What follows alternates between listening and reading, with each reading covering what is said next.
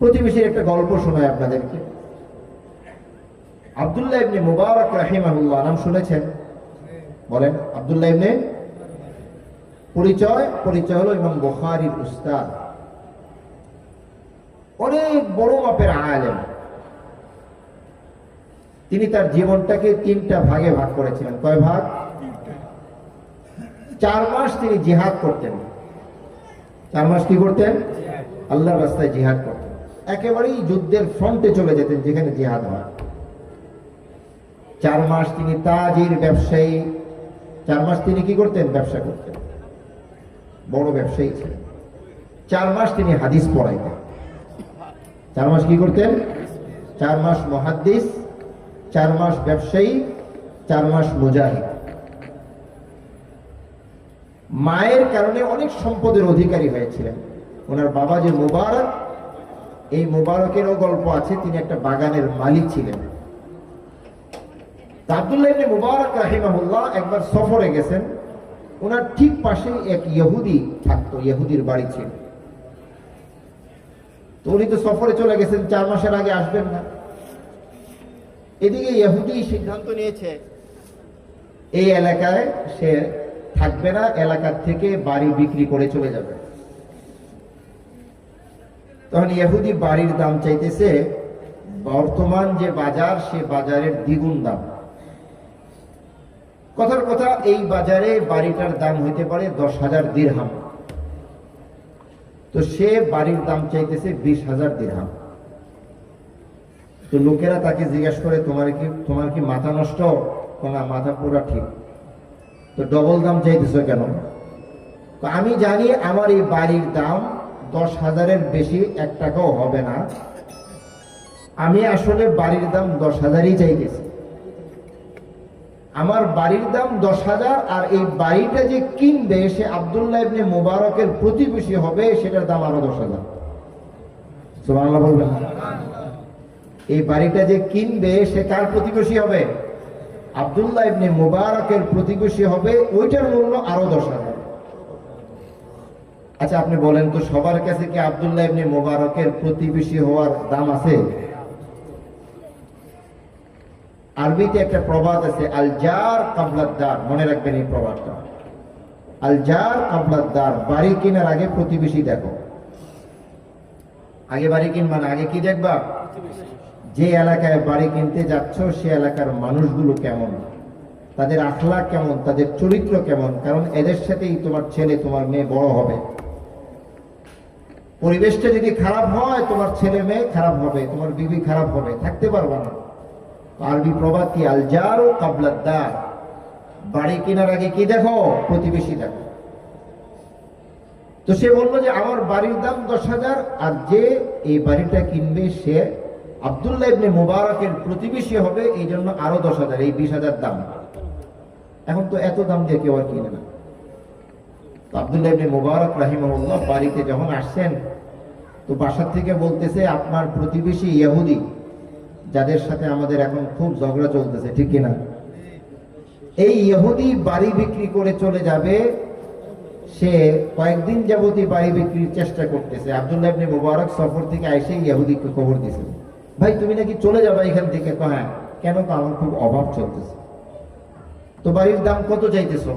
বাড়ির দাম আমি 20,000 টাকা চাইতেছি।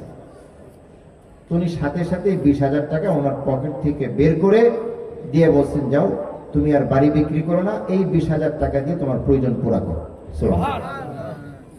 তোমার বাড়ি তোমারই থাকো, তোমার যেহেতু 20,000 টাকা দরকার, আমি ব্যবস্থা করে দেব।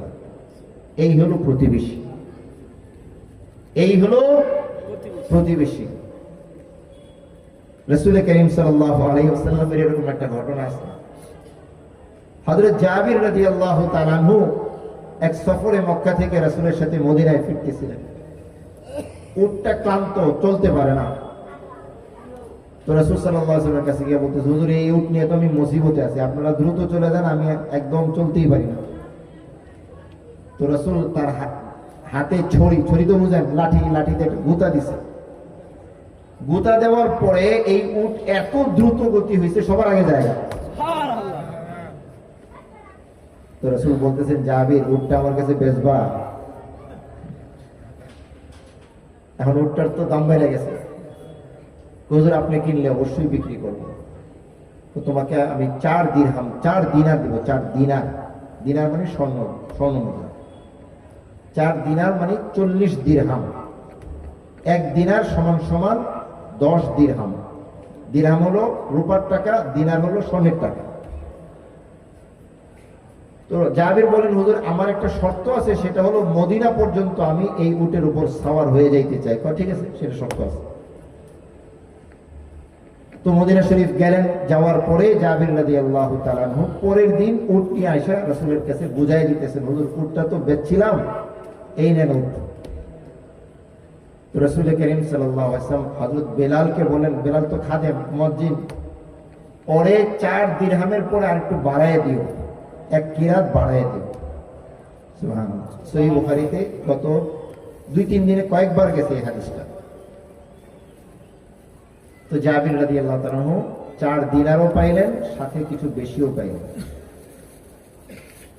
এখন টাকা নিয়ে চলে যেতেছেন, উট রেখে চলে যেতেছেন। রাসূল পিছন থেকে ডাকছেন, জাবির তুমি আসো, উটটাও তুমি নিয়ে যাও, উটও তোমার, টাকাও তোমার।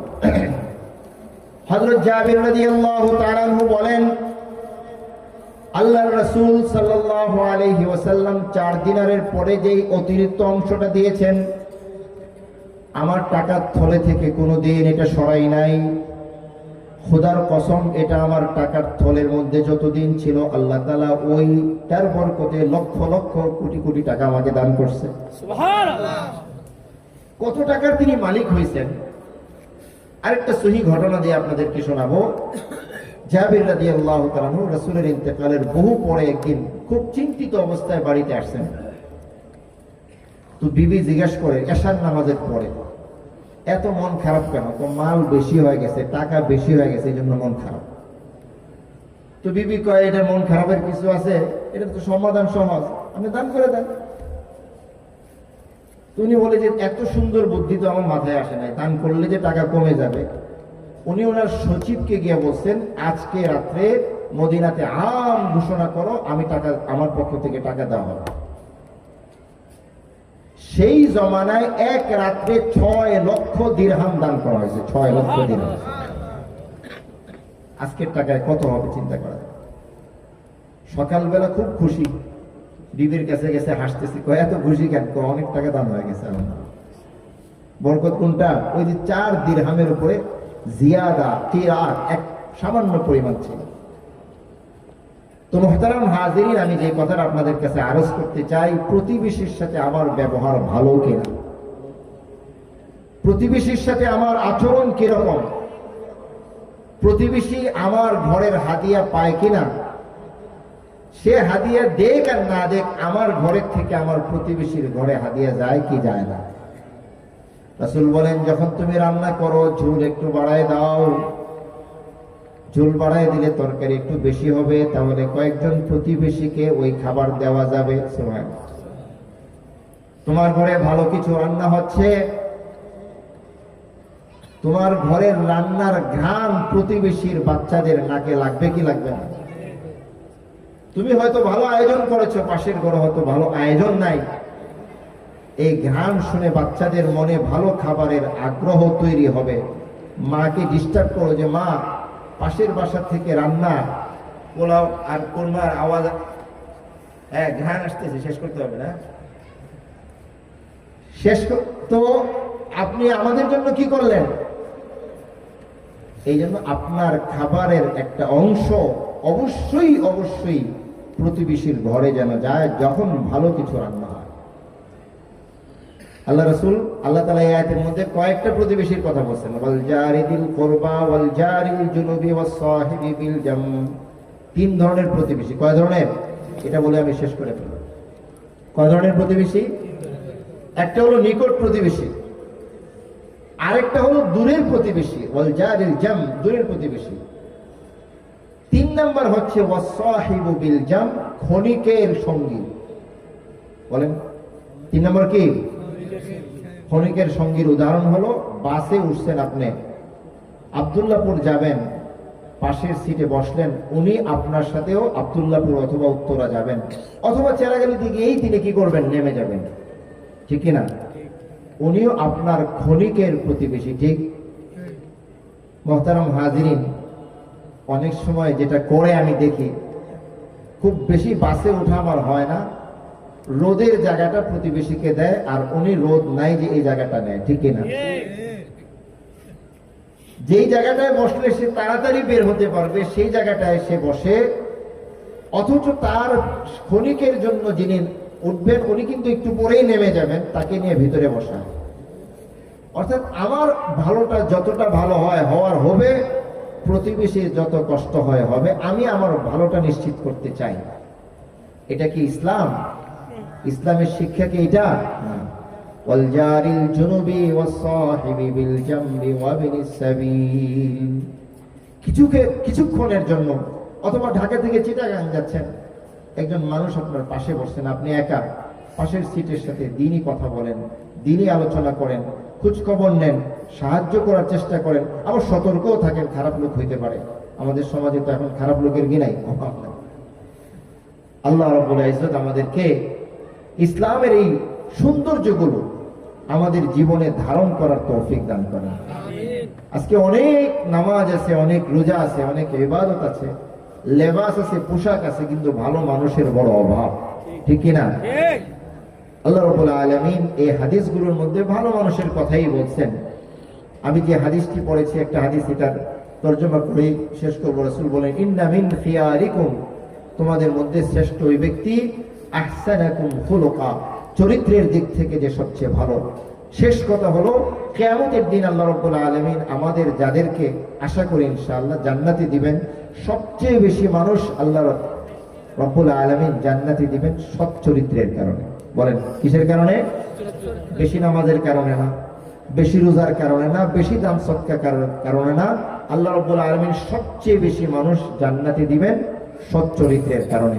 আল্লাহ রাব্বুল আলামিন সৎ চরিত্রে চরিত্রবান হওয়ার তৌফিক আমাদের সকলকে নসিব করেন। আমিন ওয়া আখিরু দাওয়ানা আলহামদুলিল্লাহি রাব্বিল আলামিন।